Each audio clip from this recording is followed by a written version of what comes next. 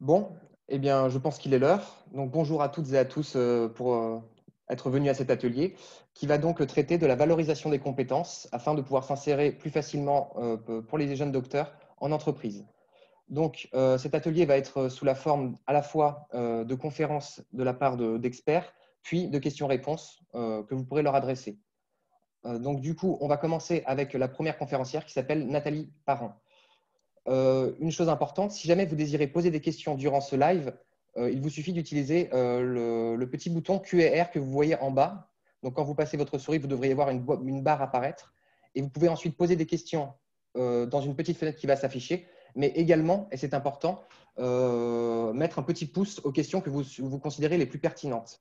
Une fois que la présentation sera terminée, nous, les co-hosts, nous occuperons alors de faire remonter à Nathalie les questions que vous avez jugées vous-même les plus pertinentes. Également, nous allons lancer un petit sondage auquel vous pouvez répondre durant la présentation de Nathalie et qu'elle pourra commenter par la suite ou utiliser pour répondre à vos questions. Donc, je vais commencer par introduire Nathalie Parrain.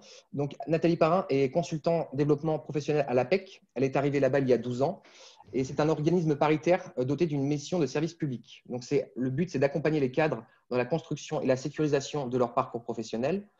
Et dans ces fonctions, Nathalie reçoit au quotidien des cadres, des jeunes diplômés pour les aider à identifier leur positionnement professionnel et les accompagner tout au long de leur carrière. Dans cet atelier, Nathalie se propose de présenter donc, les grands types de carrières qui s'offrent aux jeunes chercheurs et chercheuses et notamment de vous présenter 2-3 sources d'informations utiles. Donc, je vais maintenant passer la main à Nathalie qui va commencer par sa petite présentation. Donc, à vous Nathalie. Oui, merci. Bonjour à tous. Donc, comme on le disait sur le chat, hein, c'est l'occasion de voir aussi d'éventuelles infos. Et je vais vous présenter quelques éléments. Donc, je partage mon document pour vous expliquer un petit peu ce qu'il… Hop, je sors le sondage. Voilà. Je vais juste essayer de faire bouger le sondage. Voilà, qui est en train d'avancer. Alors, on va démarrer par autre chose. Donc, je voulais voir avec vous, donc de vous donner quelques repères, mais ça vient d'être fait. Hein. Donc, nous sommes effectivement l'APEC, une association, hein, et nous avons une mission donc, de sécurisation des parcours professionnels. Donc, nous sommes présents sur 47 centres. Je vais vous parler un petit peu plus de la région Bretagne aujourd'hui, mais pas seulement. Ça va être également aussi des données sur la région parisienne, parce que ça peut être un marché important, et également donc sur toute la région, on va dire nord-ouest. Donc je vous parlerai globalement en tout cas de notre mission et du marché des cadres aujourd'hui. Donc on a également justement des données un petit peu plus chiffrées sur ce qu'on peut trouver aujourd'hui dans les offres. Donc, je vais tout de suite justement sur cette thématique-là parce qu'effectivement, c'est un élément important pour vous. Nous n'avons pas des données récentes, je le dis aussi, parce que nous avons un panel qui va sortir en principe aujourd'hui, qui va être diffusé et malheureusement, voilà, on n'a pas les réponses tout à fait récentes. J'introduis quand même en disant que de toute façon, on a un marché qui, vous le savez, n'est pas au mieux de sa forme. Il y a environ moins 47% d'offres qui sont ouvertes aujourd'hui aux jeunes diplômés par rapport à ce qu'on pouvait avoir l'année dernière. Donc, jeunes diplômés, je vais l'entendre au sens large, les doctorants, bien sûr, sont déjà favorisés parce qu'ils ont une expérience. Hein. Vous avez déjà une expérience qui va vous rendre plus attirant hein, sur le marché de l'emploi, mais globalement, il y a aussi toute la concurrence des cadres qui ont 5-6 ans d'expérience. Donc, en tout cas, c'est vrai que le marché est un petit peu plus difficile aujourd'hui, mais aujourd'hui, on a quand même donc, des offres qui sont tout à fait accessibles et je vous donne ici, vous devez le voir, donc, les quelques chiffres avec des mots-clés dans les offres que vous pouvez faire d'ailleurs, comme doctorant, doctorat, PhD, postdoc et CIFRE, donc, qui est l'aide. Tous ces mots-clés permettent de voir finalement quelle est l'offre actuelle sur le marché. Entre le 1er octobre 2019 et 30 septembre 2020, on voit qu'en fait, il y a eu pour Paris et 92, qui est un marché important, hein, donc 4182 offres. Bretagne, Pays de Loire, Normandie, 1793 offres. Ça vous donne déjà une petite indication sur la différence des marchés. Et donc, on voit que bien sûr, la région parisienne, pardon, je reviens, est un marché très, très important. Donc, vu le contexte aujourd'hui, ça va être peut-être revu à la baisse, mais en tout cas, si vous avez des souhaits de mobilité géographique, sachez qu'il va y avoir des disparités forcément selon les zones géographiques sur lesquelles vous allez vous positionner. Donc, en tout, vous voyez sur l'Île-de-France, 7 377 offres sur l'ensemble des offres diffusées sur cette même période, 18 699 offres. Donc, on voit les différences selon les zones géographiques. Alors, une petite idée sur la Bretagne, Pays de Loire, Normandie. On a fait la région et puis les deux régions proches qui peuvent offrir des opportunités intéressantes. Bien, vous voyez les répartitions. J'ai pris vraiment les chiffres qui ressortaient. Donc, sur cette même période, on se rend compte qu'il y a une grosse partie des offres qui va dans la conception, la recherche, et en particulier donc, des offres dans les entreprises. Les entreprises recrutent pas mal finalement de doctorants.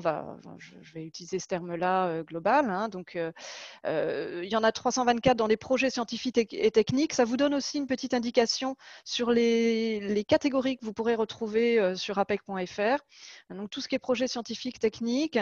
Dans l'informatique, vous voyez une grosse partie aussi des offres. Alors, bien sûr, ça va dépendre de vos spécialités, mais ils sont friands des jeunes diplômés, les SS2I en particulier, viennent rechercher des personnes qui ont un niveau de formation élevé et vont proposer parfois des formations internes. Donc les doctorants sont bien sûr très bien accueillis, mais tout le monde n'a pas envie d'aller dans cette famille-là, on va dire, de métiers. Mais j'ai regroupé un petit peu toutes les catégories, informatique de gestion, industrielle, etc. Bien sûr, il y en a en recherche, direction recherche et développement, mais bon, ça, c'est la voie classique. Mais vous voyez que du coup, il n'y a pas que ça. Et il y a aussi la formation initiale et continue qui recrute. Bon, après, selon les spécialités, j'ai été un peu surprise d'ailleurs par le résultat, mais les activités sanitaires, sociales et culturelles aussi qui recrutent. Donc, il peut y avoir des opportunités, vous voyez, dans des secteurs très différents et sur des fonctions très différentes. Donc, il y en a en qualité, test, essai, validation, expertise, finance, trésorerie, les ressources humaines aussi. Ah, là, le chiffre est passé, mais bon, il y en a un peu en ressources humaines, du même ordre, une cinquantaine. Administration, gestion, organisation, les process, les méthodes. Et puis après, des tout petits chiffres pour les fonctions commerciales, commerce international, chargé d'affaires, un peu en communication et adjoint conseil de direction. Après, évidemment, ça va dépendre des secteurs, ça va dépendre de vos spécialités, mais ça vous permet d'avoir un petit peu un panel de tout ce qui est proposé aujourd'hui, des familles de postes qui recrutent aujourd'hui, des profils qui sont donc des doctorants avec ces mots-clés qu'on a évoqués tout à l'heure. Voilà, ça c'est pour vous donner un petit peu d'éléments chiffrés sur ce qui est possible aujourd'hui.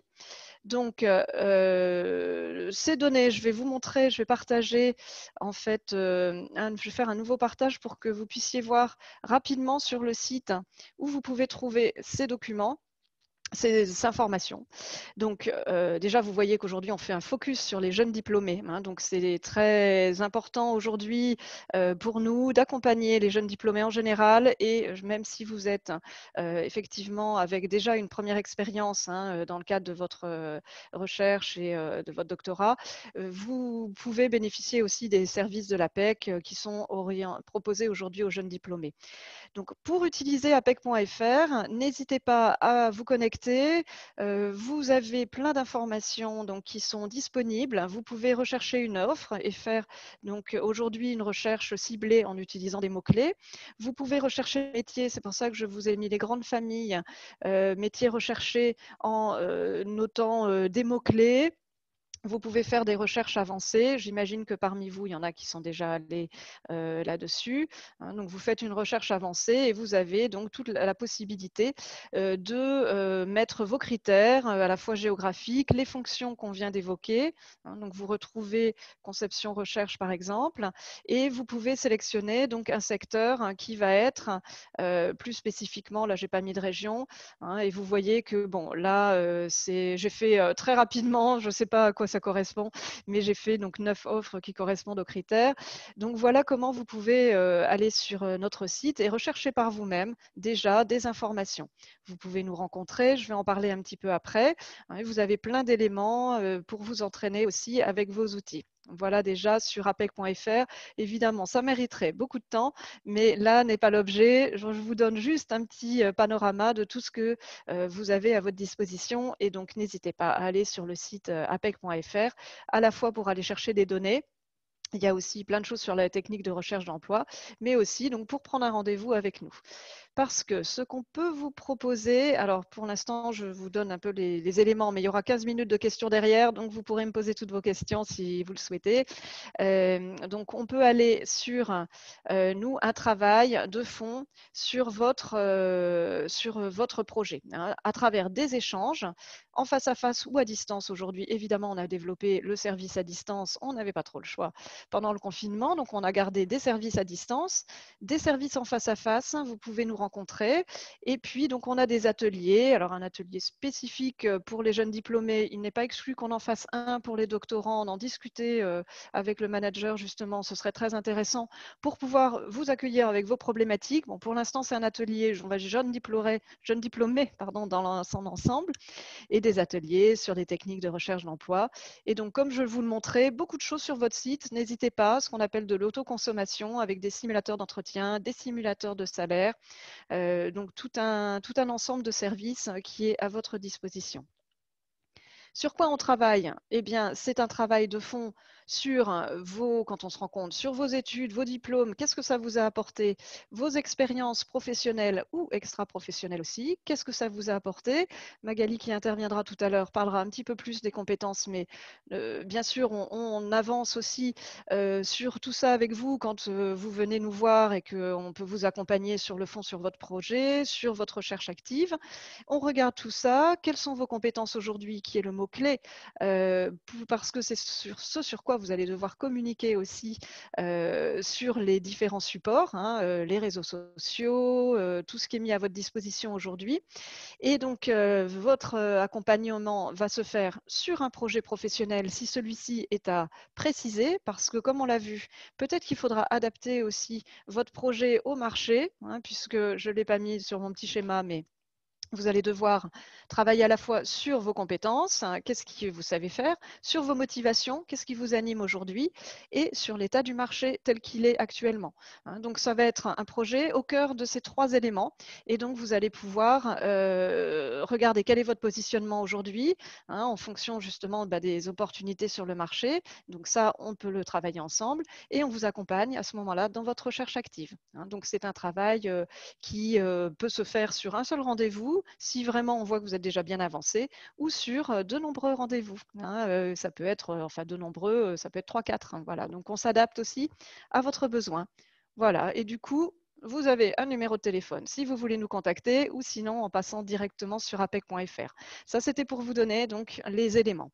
Maintenant, l'idée, c'est qu'on puisse avancer par rapport à votre questionnement. Donc, il va y avoir ces 15 minutes de questions. On va pouvoir aller un petit peu plus loin. Il y a un petit sondage qui a été fait sur les recherches. Timothée va peut-être nous donner les retours et ça va me permettre de rebondir aussi là-dessus. Alors, merci beaucoup Nathalie pour cette excellente présentation, vraiment. Donc, Je vis-à-vis suis du restée sondage, dans le timing. oui, très très bien, vraiment excellent. Donc, vis-à-vis du sondage qu'on avait lancé, donc le sondage était pour vous insérer dans le milieu professionnel, est-ce que vous envisagez essentiellement votre réseau ou plutôt l'utilisation des offres d'emploi? Donc, on a eu plus de 43 réponses, donc quasiment la totalité du public a répondu, donc merci beaucoup. Et donc, on a 30% de réponses pour votre réseau et 70% pour les offres d'emploi. Donc, quasiment un rapport de 1 tiers, 2 tiers en faveur des offres d'emploi par rapport au réseau. Donc, D'accord. Merci Timothée. Mais c'est intéressant parce que effectivement, ce sont les deux. Voilà, oui, je le vois du coup à l'écran, et ce sont les deux éléments qui sont les deux sources essentielles, hein, pour s'insérer sur le marché. Et on ne sait jamais très bien finalement si c'est plutôt le marché ou plutôt le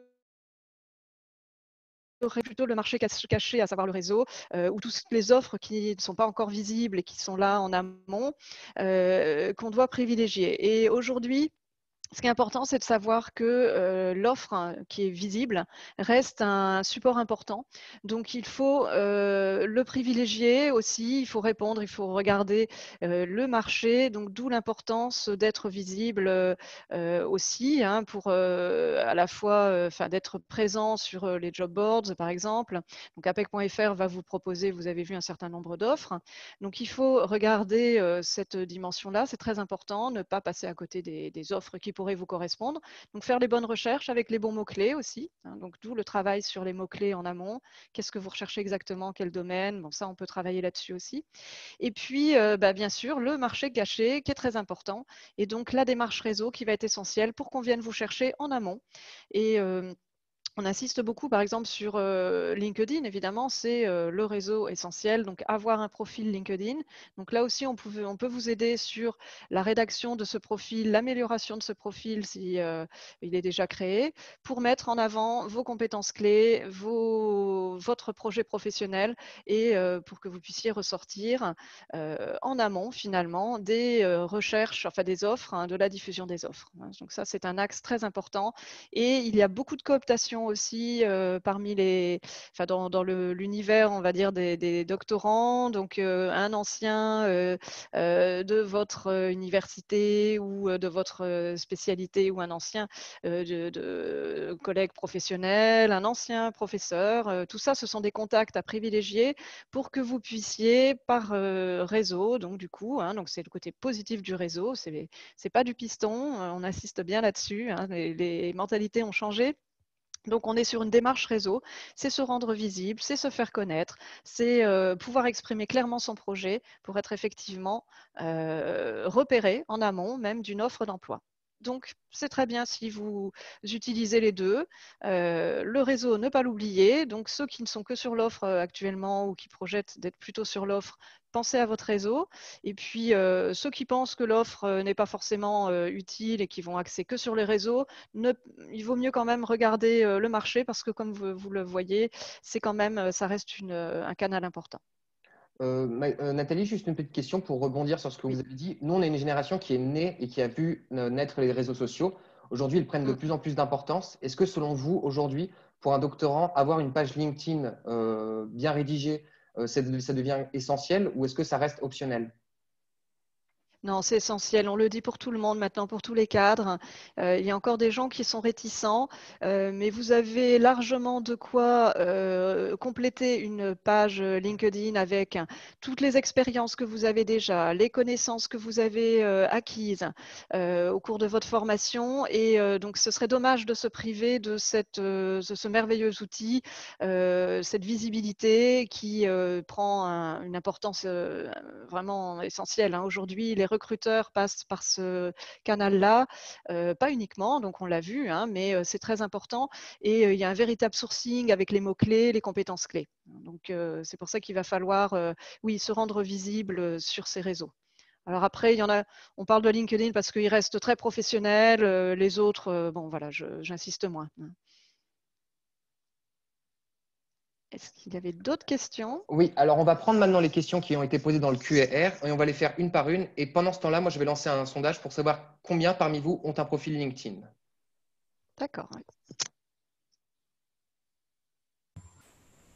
Alors du coup, je prends la main pour la partie questions-réponses.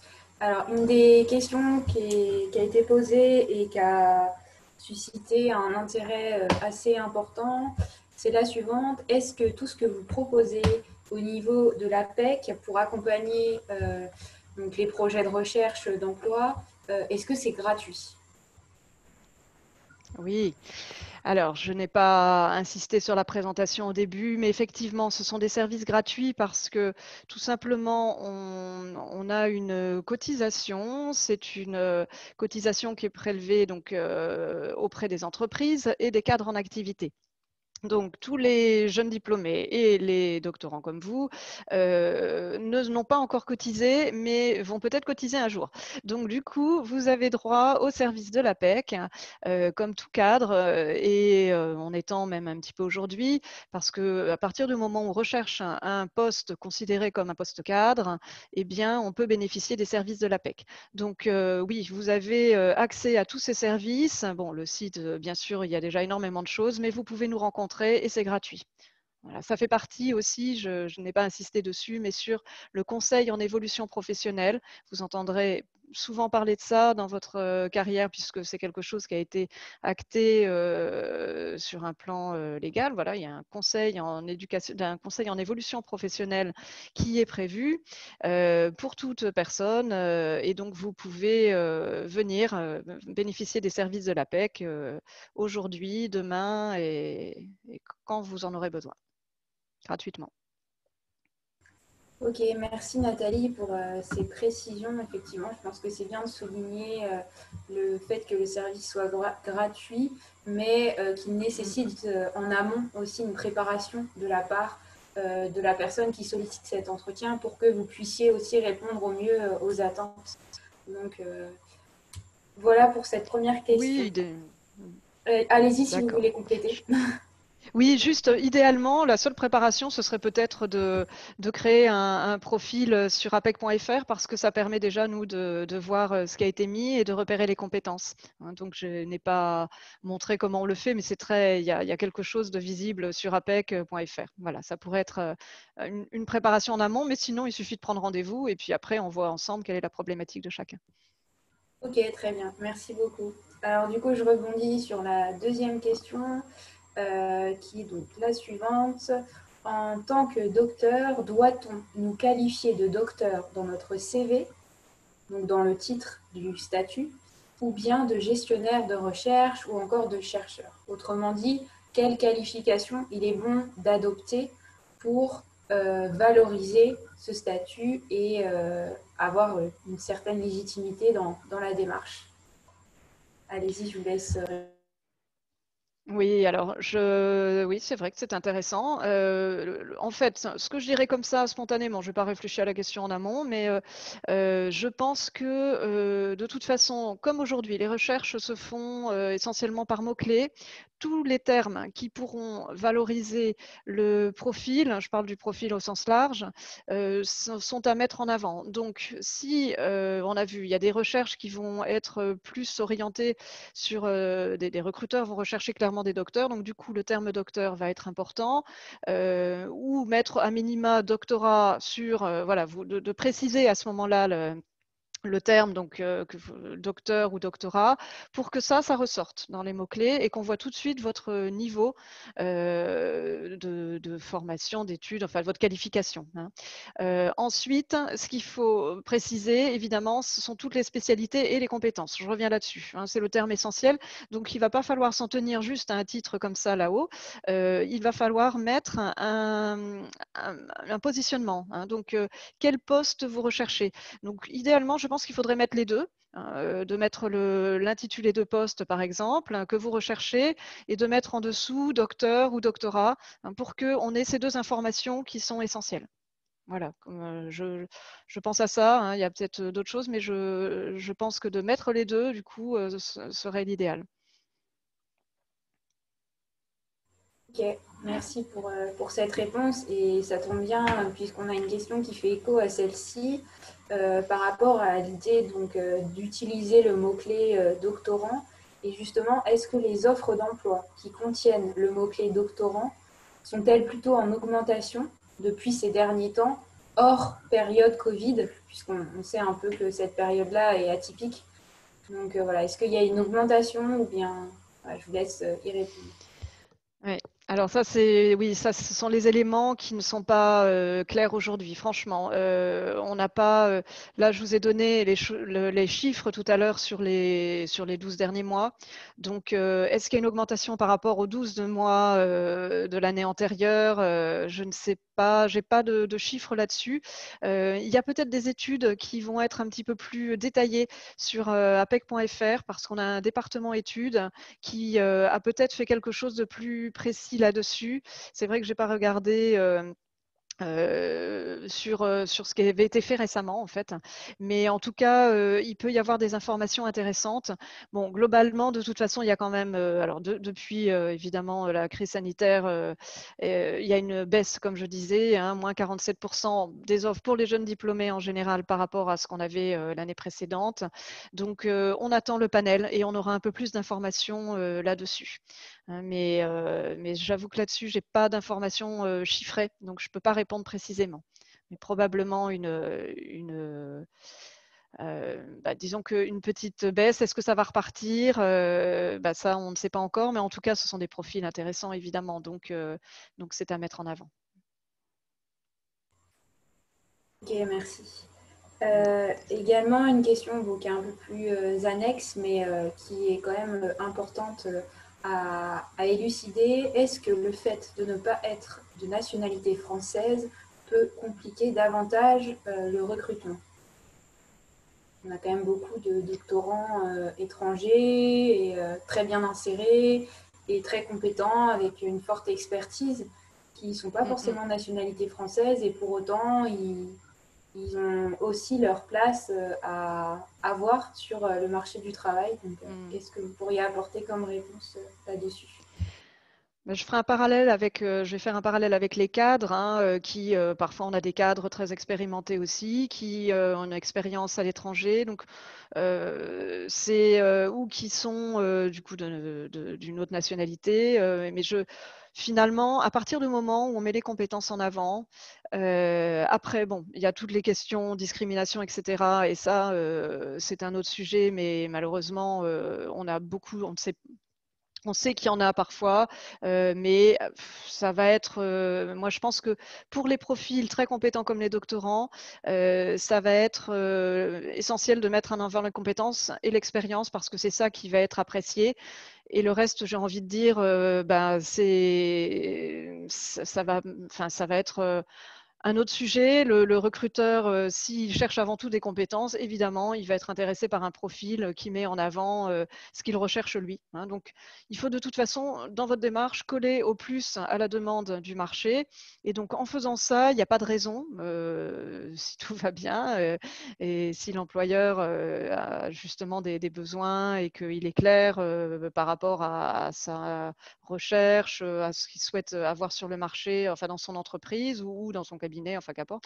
Mais du coup, je pense qu'en mettant en avant les compétences, en mettant en avant tous les atouts aussi, parce que j'ai parlé des compétences, mais c'est au sens large, hein, les qualités, bien justement, il peut y avoir même parfois le fait d'avoir une autre culture, une autre connaissance d'un autre marché, éventuellement si on a une expérience dans un autre pays.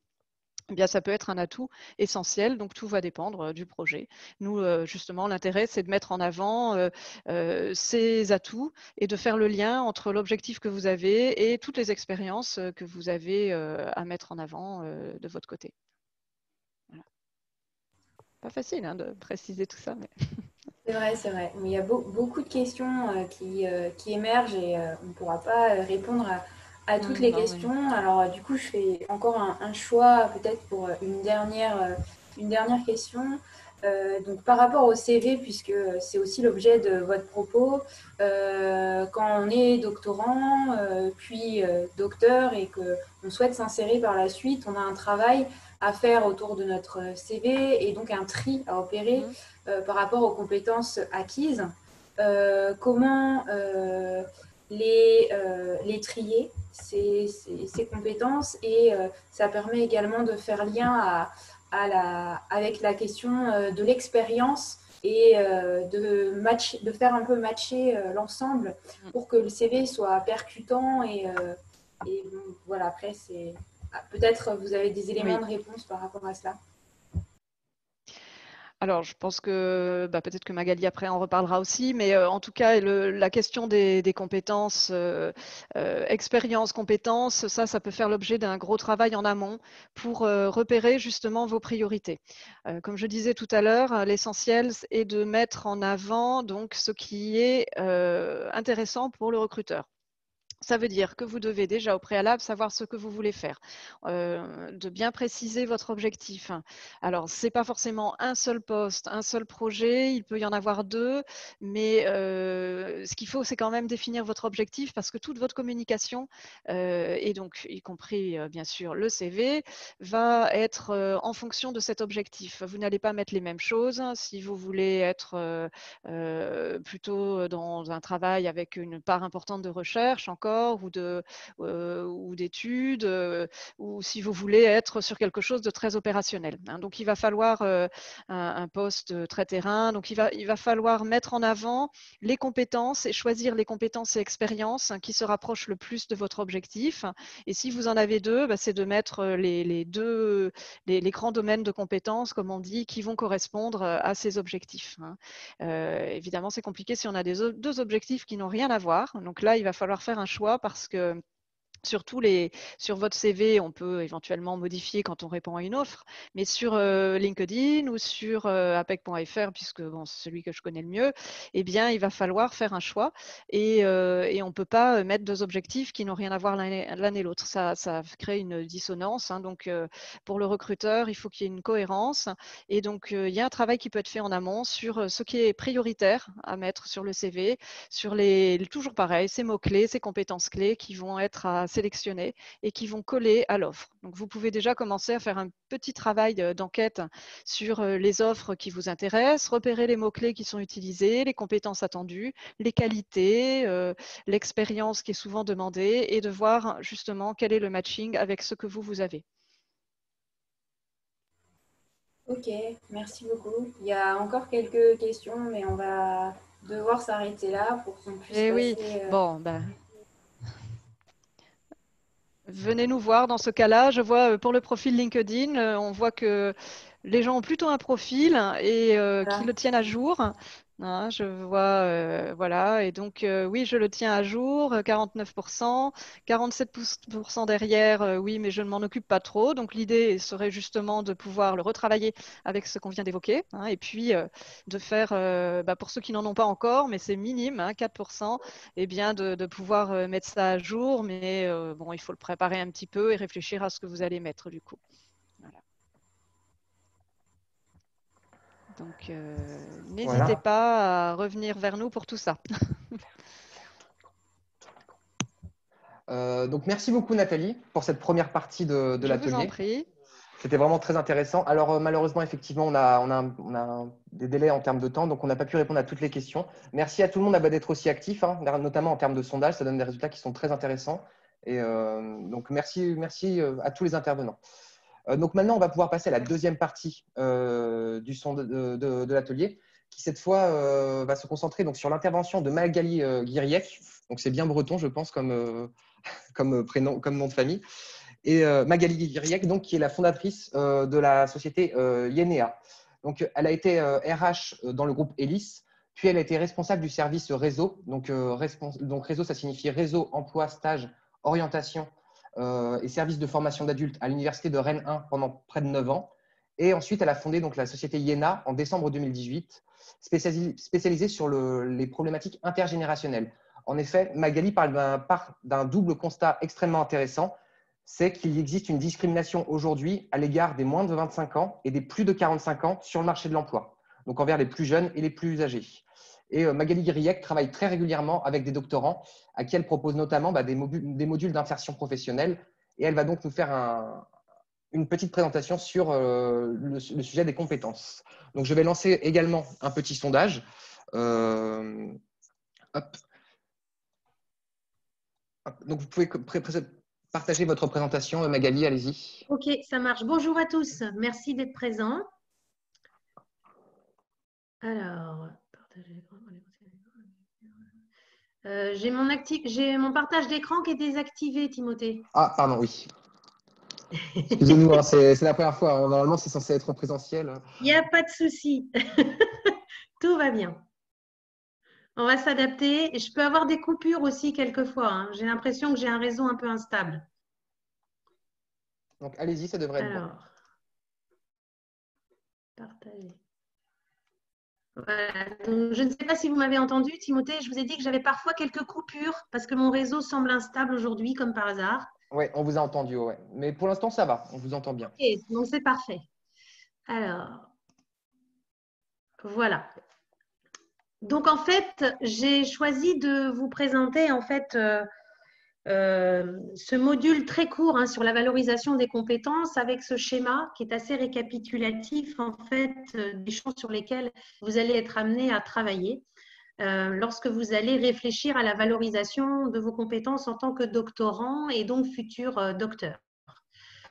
Donc, dans un premier temps, en fait, ce qu'il est important de comprendre, c'est que tous ces champs-là sont en périphérie de ce qu'on appelle le projet professionnel. Donc, Nathalie vous a parlé effectivement d'objectifs et je la rejoins à ce niveau-là parce que le projet professionnel, en fait, c'est vraiment votre objectif à partir duquel tout va s'articuler. Le premier élément, c'est la valorisation de votre parcours personnel et professionnel. Effectivement, souvent, on vous sensibilise à la valorisation en fait de votre parcours professionnel, mais on oublie le parcours personnel. Vous avez pour certains d'entre vous des engagements dans des associations qui sont très différentes et ces associations-là vous permettent parfois de développer aussi des compétences. Donc, n'oubliez pas ces expériences extra-professionnelles en plus de l'expérience professionnelle. Il s'agit en fait d'avoir une démarche compétence, c'est-à-dire de reprendre chaque expérience, même des jobs d'été, et d'essayer de savoir pour chaque expérience ce que vous avez pu développer comme savoir, savoir-faire et savoir-être. Voilà, ça c'est très important. Donc les savoirs, c'est généralement tout ce qui est théorique. Les savoir-faire, c'est la mise en pratique de la théorie. Et les savoir-être, ce sont des compétences qu'on peut appeler transférables, qui sont des compétences en fait que vous avez acquises par exemple parce que vous êtes dans une équipe de basket, mais aussi parce que vous avez travaillé en mode projet avec une équipe technique dans votre domaine de prédilection. Donc en fait, ce qu'il est important aussi, c'est de chercher à bien identifier votre propre perception et celle des autres par rapport aux actions que vous avez menées. On ne se construit pas tout seul, en fait. On se construit avec le regard bienveillant de l'autre. Alors, bien sûr, quand il est uniquement bienveillant, mais ça, on l'espère pour tous.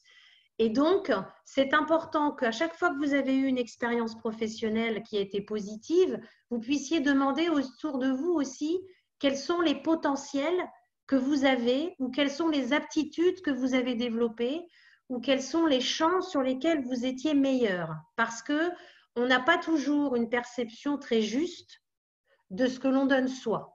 Donc, c'est intéressant de croiser avec la perception d'autrui. Quand vous analysez une expérience professionnelle aussi, vous allez analyser effectivement concrètement ce que vous avez fait, mais aussi comment vous l'avez fait, avec qui, parce que parfois aussi, vous avez touché de près des champs qui sont voisins des vôtres et avec lesquels vous avez pu développer d'autres compétences. Je vous donne un exemple. Moi, j'ai beaucoup travaillé en tant que RH avec des responsables en communication. Ça m'a permis d'avoir des notions de marketing, d'avoir des notions de communication et ça m'a permis de monter en compétence sur ces champs-là sans être une spécialiste. Donc ça, c'est vraiment essentiel. Et puis, dans le questionnement que vous pouvez avoir par rapport à la valorisation de votre parcours extra-professionnel ou professionnel, c'est d'essayer de savoir aussi en quoi vous étiez finalement vous-même dans un rôle de facilitateur. Est-ce que vous avez pu apporter à une équipe? Qu'est-ce que vous avez pu lui apporter et comment? Voilà, c'est ce que je vous disais, c'est toujours réflexion interne, moi et uniquement moi, mais aussi externe, c'est-à-dire mon individualité au cœur d'une équipe, qu'est-ce que j'ai pu apporter?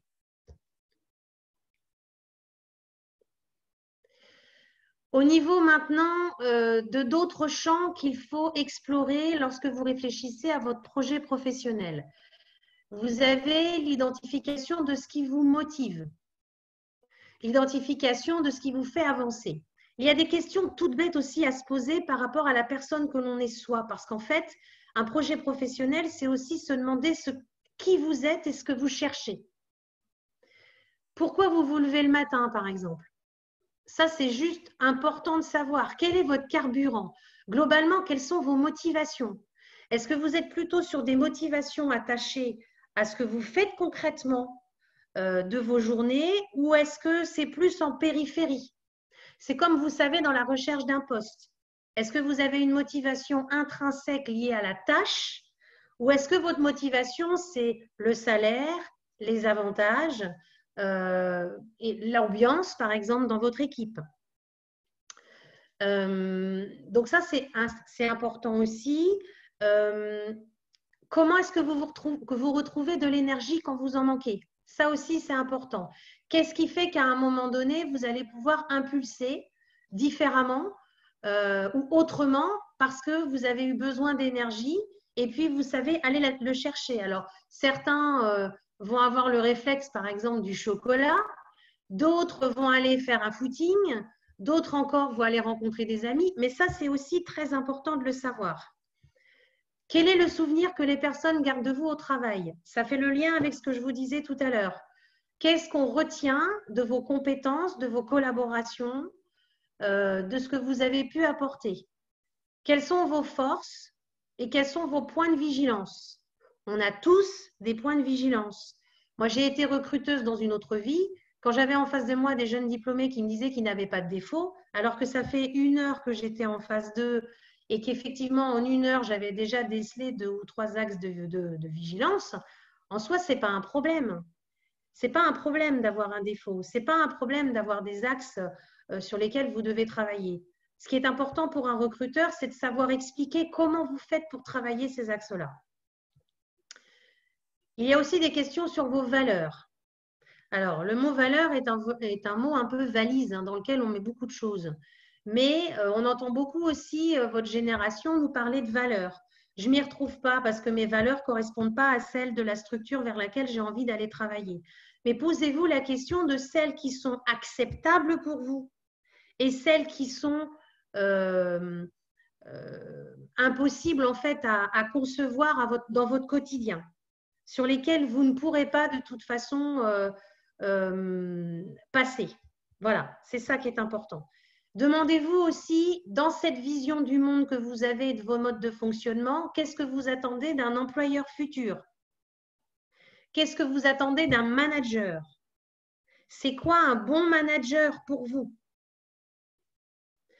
Toutes ces questions-là vous aident à vous positionner. Quel est le poste idéal?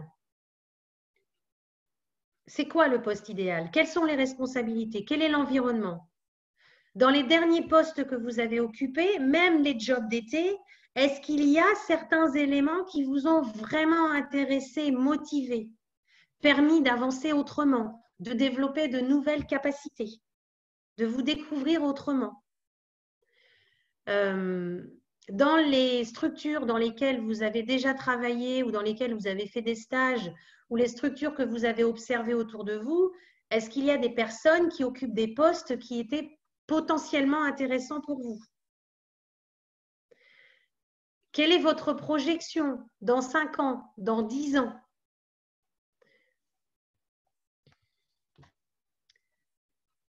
Dans votre réflexion sur le projet professionnel, vous allez aussi vous attacher au marketing de soi et à la stratégie de la recherche d'emploi. Alors, le marketing de soi, il va faire le lien avec ce qu'on a dit tout à l'heure au sujet des réseaux sociaux, notamment. Alors, j'insiste bien sur un fait, c'est que c'est important d'avoir un profil LinkedIn, mais ça n'est pas suffisant. Il vous faut aller aussi au contact des entreprises. Avoir la possibilité d'aller visiter des entreprises, d'identifier des interlocuteurs internes qui sont intéressants pour vous à rencontrer, faire partie de groupes de recherche d'emploi, aller à des conférences qui sont en lien avec votre domaine de prédilection ou d'une entreprise qui vous intéresse dans laquelle vous pourriez éventuellement aller chercher autre chose. C'est-à-dire que, par exemple, vous pouvez aller à une conférence sur la qualité, même si vous n'êtes pas de ce domaine-là, parce que c'est une entreprise qui vous intéresse par rapport à votre projet. C'est une manière aussi de faire du réseau. C'est important que vous soyez sur les réseaux sociaux avec une dimension d'utilité, d'être présent d'être plutôt généreux au niveau de la transmission d'informations et d'être reconnaissant quand vous avez de l'information qui vous arrive. Ça, c'est la dynamique du réseau social virtuel. Mais c'est aussi la dynamique du réseau social physique. Parce que pour moi, ce qui est important, c'est de pouvoir croiser les deux. Alors, c'est vrai qu'en ce moment, étant donné la période dans laquelle nous vivons, c'est plus compliqué de faire du réseau physique. Mais j'ai envie de vous dire quelque chose, c'est que moi, j'ai accompagné des personnes en recherche d'emploi pendant la période de confinement.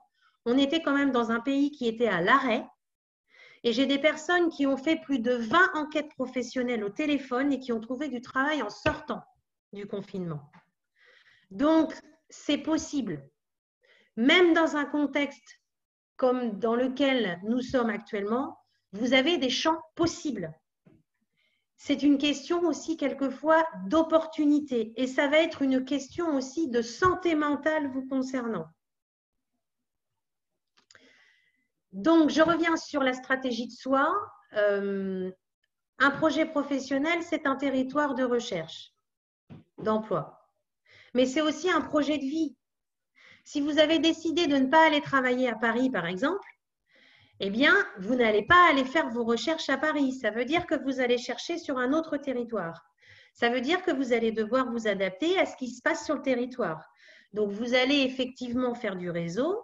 Vous allez regarder quelles sont les offres qui sont à votre disposition, mais vous allez aussi essayer, en fonction de l'actualité que vous allez capter sur des sites Internet ou dans des journaux locaux, essayer de savoir s'il y a des entreprises qui peuvent avoir besoin de vos compétences. Allez au-delà des compétences qui vous sont visibles sur ce territoire. Alors, la petite astuce que j'ai mise effectivement sur ce PowerPoint, c'est que quand vous êtes très proche de ce qui se passe autour d'une entreprise, c'est aussi plus facile d'orienter votre lettre de motivation. Parce que vous allez l'orienter en fonction de l'actualité de l'entreprise. L'idéal, c'est de faire caler votre projet d'un côté et l'actualité de l'entreprise pour que le tout s'imbrique. Dans le cadre de cette recherche d'emploi, vous aurez aussi à préparer vos entretiens. Alors, c'est vrai que vous êtes d'une génération où finalement, vous avez aussi ce réflexe de la création d'entreprise assez rapidement. Mais pourquoi justement ne pas utiliser ce réflexe-là pour considérer que vous allez aller vendre un service aussi à une entreprise, même si vous n'avez pas envie de créer votre activité en tant que tel, en tant que créateur d'entreprise, vous allez aller vers cette entreprise-là pour proposer vos services, vos solutions quelque part, par rapport à une actualité que vous auriez pu capter, par exemple.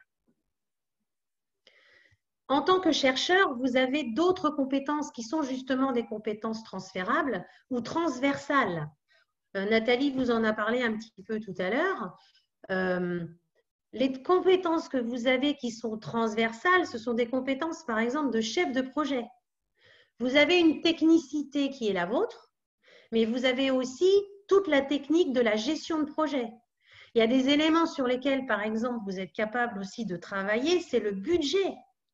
Et ça, c'est important pour une entreprise, de se dire que vous êtes capable de gérer un budget. Ça veut dire que vous êtes capable aussi de gérer un service quelque part. Vous êtes capable de gérer une équipe sur un projet, vous êtes capable de manager. Vous voyez, il y a moyen de transférer des compétences que vous avez vécues en compétences qui vont être transférables vers un autre métier. Et puis, la recherche d'emploi, j'ai envie de vous dire aussi que c'est votre capacité à oser et à créer des opportunités. Si vous avez repéré un certain nombre de lacunes chez certaines entreprises qui vous intéressent, vous pouvez proposer des solutions. Vous pouvez essayer de rencontrer des personnes au sein de ces entreprises-là pour justement cerner un peu plus les postes qui sont en interne, cerner un peu plus les besoins de l'entreprise, faire ce qu'on appelle des enquêtes professionnelles. Les enquêtes professionnelles, elles permettent de connaître un secteur d'activité, elles permettent de mieux connaître une fonction, elles permettent aussi de tester des compétences qui sont les vôtres par rapport à l'adaptation d'une fonction sur le terrain. Donc, tout ça, c'est important dans le cadre global en fait de votre approche de la recherche d'emploi. Et puis, j'avais envie de terminer sur une petite note positive aussi, et plus globale que uniquement sur l'intellect, en vous disant que la recherche d'emploi, c'est aussi penser à votre santé. Une recherche d'emploi, c'est une manière d'équilibrer sa vie. Quand vous êtes en recherche d'emploi, vous devez aussi penser sport, penser loisirs, penser sas de respiration. Il s'agit de tenir sur du long terme. Vous êtes dans une période qui est une période qui peut ressembler à l'année 2009, par exemple, où il y a eu une crise. Elle peut ressembler aussi à l'année 97, 98. Alors, ce sont des années qui peut-être ne vous disent rien parce que vous étiez trop petit, mais en tout cas, ce sont des années qui ont déjà été vécues avec des contextes économiques difficiles. Et quand on veut trouver un job dans un contexte comme celui-là, il faut aussi commencer par s'occuper de soi. Donc, une bonne alimentation, du sport, des loisirs pour tenir sur le long terme. Au niveau aussi des connaissances que vous avez, j'ai envie de vous dire, n'ayez pas honte, ne craignez pas d'aller vers une connaissance que vous avez perdue de vue depuis longtemps. Si c'est quelqu'un qui a priori un souvenir positif de vous, eh bien, c'est important que vous puissiez effectivement aller vers ces personnes-là parce que peut-être elles auront des idées, elles auront peut-être des réseaux qu'elles pourront vous ouvrir. Demandez aussi des conseils à des personnes clés comme des acteurs de l'emploi, comme l'APEC, comme des dirigeants d'entreprise, comme des consultants qui sont au cœur des entreprises, comme des responsables RH.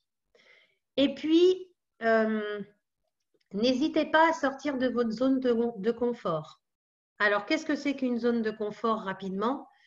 Eh bien, une zone de confort, c'est une zone dans laquelle on se sent bien et dans laquelle on maîtrise à peu près toutes les compétences.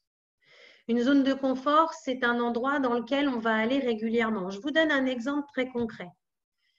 Vous êtes en fait un fan de basket. Vous allez aller très régulièrement voir des matchs de basket. Et puis, vous avez un ami qui vient vous voir et qui vous dit « Tiens, j'ai des places pour un match de foot ».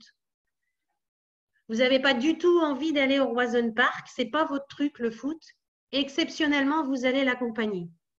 Là, vous êtes en train de changer de zone de confort.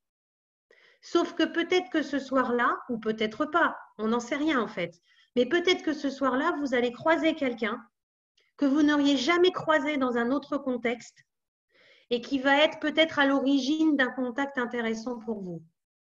Donc, cette dynamique que vous pouvez avoir au niveau personnel, vous pouvez l'avoir aussi au niveau professionnel. C'est-à-dire, ne vous bloquez pas sur un champ, ne vous limitez pas aux champs sur lesquels vous avez le plus de connaissances. Essayez aussi de vous ouvrir aux autres. Parce que peut-être qu'en changeant justement de zone de confort, vous allez être capable de vous présenter d'une autre manière et peut-être que vous allez rencontrer quelqu'un qui va vous ouvrir des portes. Voilà.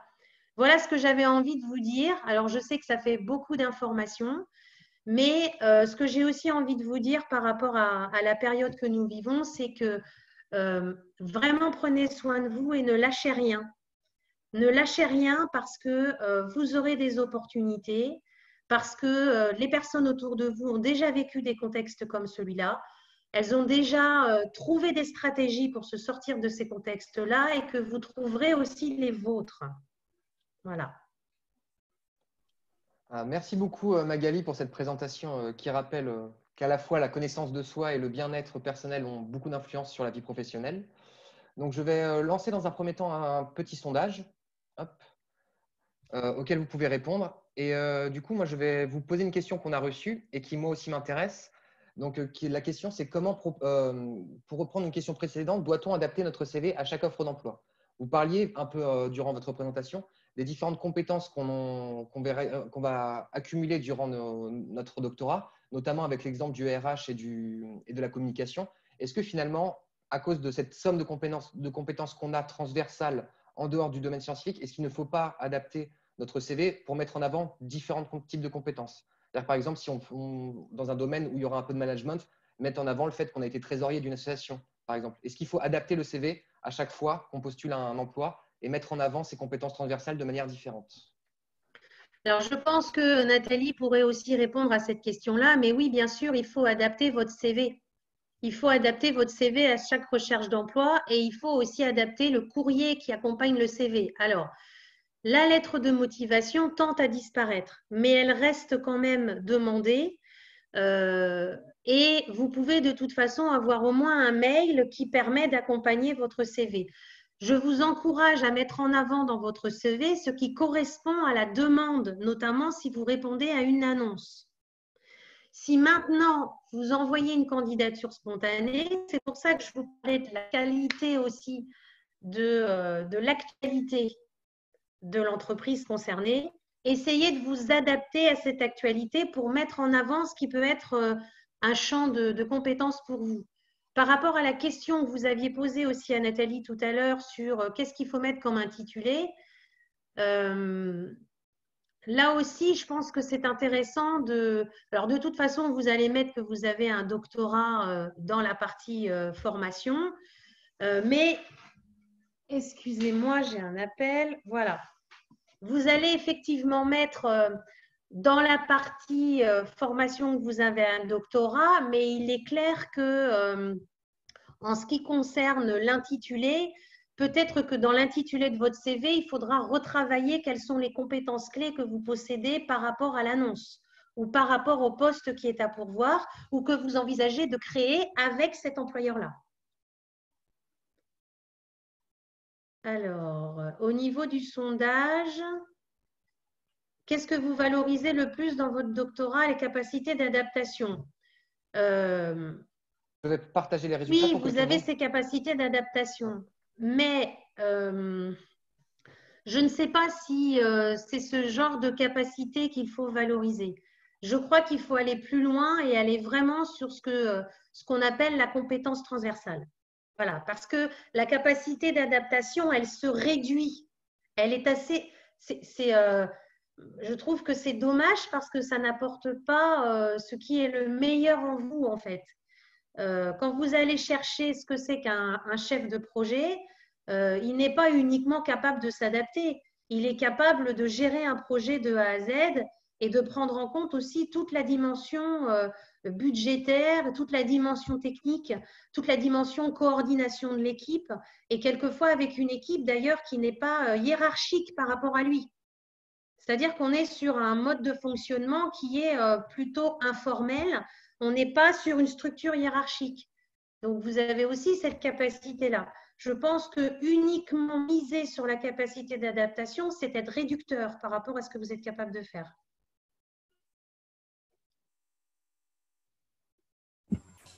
Merci pour ces précisions. Effectivement, je pense qu'il faut insister sur cette polyvalence et sur cette idée d'adaptation et d'adaptabilité. Du coup, pour rebondir, on a quelques questions qui ont émergé à nouveau. Il y en a une qui fait écho à votre remarque sur la mobilisation des anciennes connaissances. Oui. La question est donc la suivante: comment s'y prendre concrètement pour aller vers d'anciennes connaissances ou d'anciens collègues sans paraître trop opportuniste? Quand vous faites du réseau, vous n'êtes pas opportuniste. Il faut être extrêmement clair avec les gens autour de vous. Vous êtes en train de réfléchir à votre projet professionnel et vous avez besoin de rencontrer des professionnels pour discuter de ce projet professionnel et avoir des conseils. Ça n'est pas être opportuniste. Quelqu'un qui vient vers vous et qui demande des conseils professionnels, il est rarement, quand on est, nous, concernés et qu'on a des gens qui viennent vers nous pour demander des conseils, on le prend rarement comme quelqu'un d'opportuniste. On sait, on est passé nous-mêmes par là, on sait ce que c'est que de rechercher du travail et on sait aussi qu'un conseil, qu'un regard neuf, qu'une forme de miroir en fait de ce que vous pouvez expliquer et de ce que vous renvoyez comme image peut vous aider. Donc, ça n'est pas opportuniste. Vous allez vers les gens parce que vous avez besoin de conseils professionnels et que vous êtes dans le cadre d'une réflexion sur votre projet. Ok, merci pour ces précisions. Je pense qu'effectivement, l'idée de réflexion et la démarche qui est importante à bien expliquer. Ça permet aussi de structurer l'envie d'aller chercher une opportunité et du réseau. Du coup, je rebondis sur la question suivante. Lorsque vous avez parlé des expériences que l'on acquiert au fil du temps et de la zone de confort, est-ce que pour une première expérience, il est important de sortir de cette zone de confort ou pas nécessairement parce que des fois, on a une idée d'un emploi qui est peut-être un rêve qui deviendra une réalité. Mais en tout cas, voilà, cette idée d'expérience et de sortir de la zone de confort, dans quelle mesure, dans quel degré voilà. Est-ce que vous avez des éléments de réponse par rapport à cette question? Alors, déjà, quand vous allez vers effectivement cette sortie de réseau, quand vous allez vers un nouveau réseau parce que vous avez envie de développer autre chose, il faut vraiment que vous ayez fait le point sur qui vous êtes et ce que vous cherchez. C'est le B à bas. C'est important d'avoir fait cette introspection sur les expériences, ce que vous en avez retiré de ces expériences, ce qui a été positif, ce qui l'a été beaucoup moins. Qu'est-ce que vous avez apprécié? Qu'est-ce que vous aimez mettre en action? Quelles sont vos compétences clés? Les 2 ou 3 champs, les domaines sur lesquels vous avez des compétences clés. Et une fois que vous avez réfléchi à cela, vous pouvez sortir de votre zone de confort sur un secteur d'activité ou sur peut-être l'envie de développer autre chose en parallèle de votre activité. Mais faites une introspection d'abord sur mes compétences, quelles sont-elles? Je les ai trouvées dans mon expérience pro, dans mon expérience extra-pro, dans mes formations initiales, dans mes formations continues, où j'en suis par rapport à tous ces champs-là et quels sont mes champs de compétences. Après, c'est le réseau qui va vous aider à sortir de votre zone de confort parce que vous allez pouvoir aller explorer notamment des secteurs d'activité dans lesquels, a priori, vous n'avez pas de compétences ou pas de connaissances précises. Un exemple concret, vous avez travaillé dans le cadre de votre CIFRE dans l'industrie et vous avez envie d'aller travailler dans le champ plutôt des services.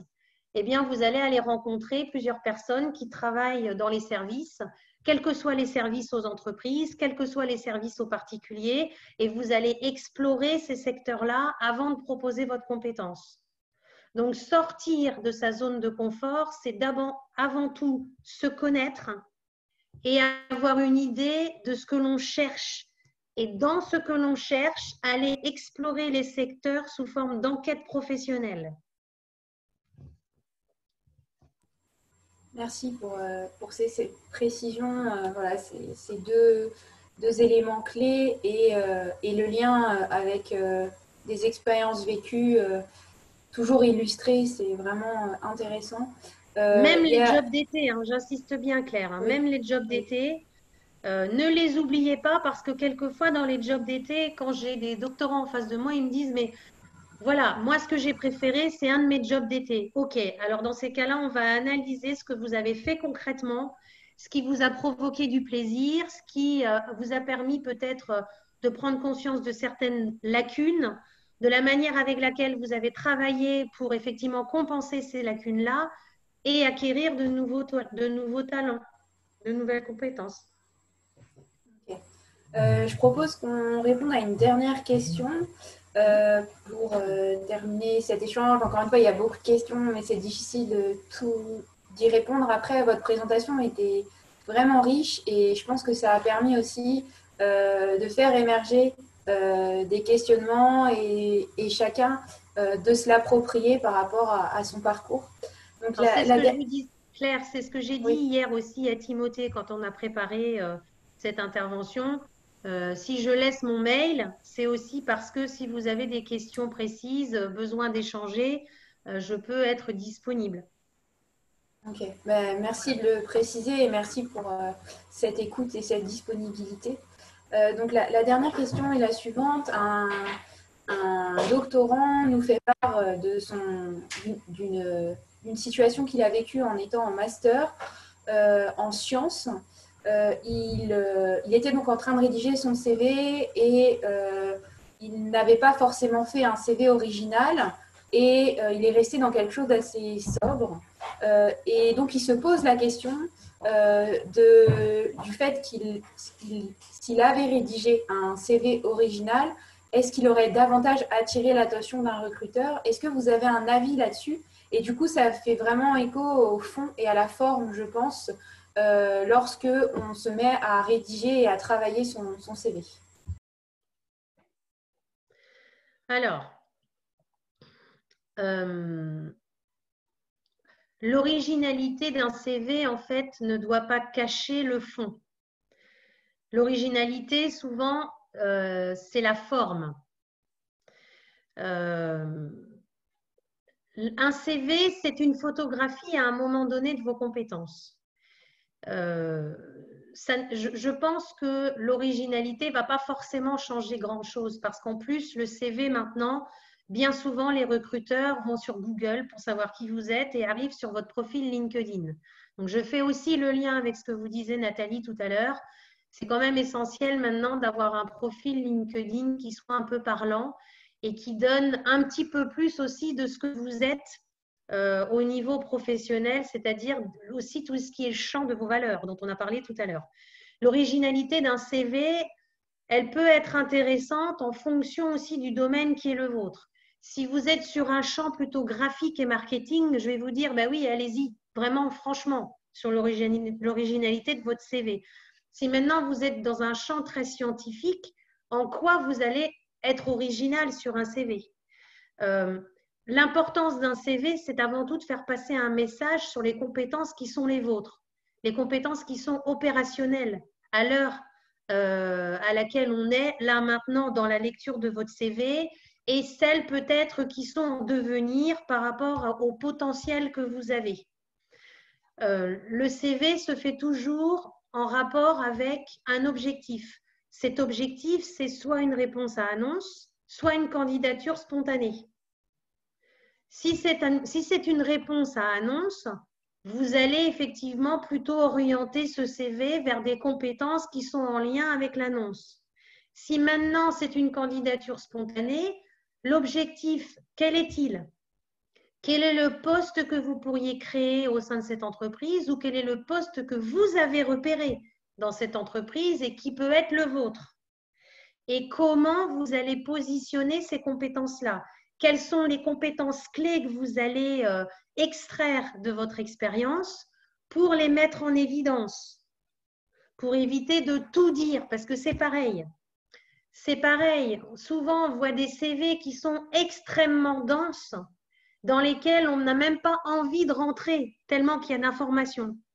Sachez aussi sélectionner ce qui est dans votre CV pour que ce CV soit suffisamment clair et lisible. Mais je ne suis pas convaincue que les CV originaux aient plus de chances de passer parce que je pense que les candidatures ne se réduisent plus au CV.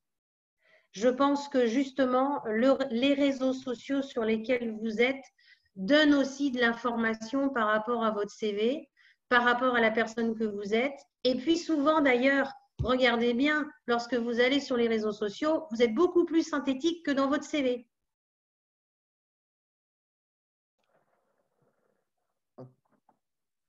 Ah, je crois qu'on a perdu Magali.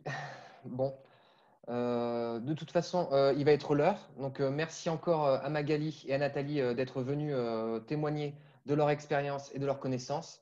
Donc, pour rappel, Nathalie travaille à l'APEC, donc, dont elle vous a montré le site web, qui permet de faciliter les recherches, la recherche d'emploi. Donc, encore une fois, merci Nathalie. Je vous en prie, merci à vous aussi pour cette invitation et merci à tous ceux qui nous ont écoutés. Et Magali, elle, est fondatrice de la société Yenea, que vous pouvez retrouver également, puisque vous avez son adresse mail, sachant que la totalité de cette conférence sera mise en rediffusion sur YouTube en libre accès. Donc, si jamais il y a des points que vous avez manqués ou peut-être que vous n'avez pas eu le temps de lire certaines slides, ne vous en faites pas, vous pourrez toujours revenir dessus. Maintenant, il va y avoir donc, ce qu'on appelle un troisième atelier qu'on appelle Parcours inspirant. Donc, je vous mets le lien Zoom dans le chat que vous pouvez voir. Ce lien va vous amener vers une conférence animée par Mathieu, donc celui qui s'est occupé de l'animation des tables rondes, et qui va recueillir le témoignage d'une docteure actuellement devenue directrice d'études et d'évaluation indépendante. Donc voilà, encore une fois, merci à tous pour cette. Je suis désolé si on n'a pas pu répondre à toutes les questions, mais malheureusement, on n'avait pas le temps de tout gérer. Donc voilà, merci beaucoup. Merci beaucoup, à bientôt. Et bonne fin de journée. Merci. Au revoir. Vous aussi, au revoir. Merci à tous. Au revoir Merci, Claire, au au revoir revoir. Timothée. Au revoir.